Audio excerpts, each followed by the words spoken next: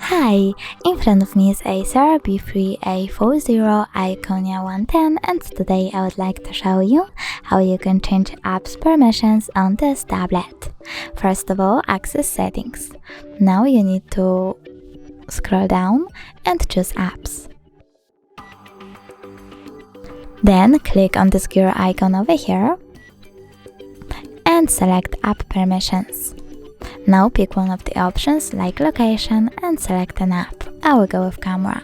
So now when I click on the switcher next to it, camera just gained access to my device location. If you want to deny it, just click at the same switcher. Thanks so much for watching. If you enjoyed this video, don't forget to leave a like, comment and subscribe. Bye!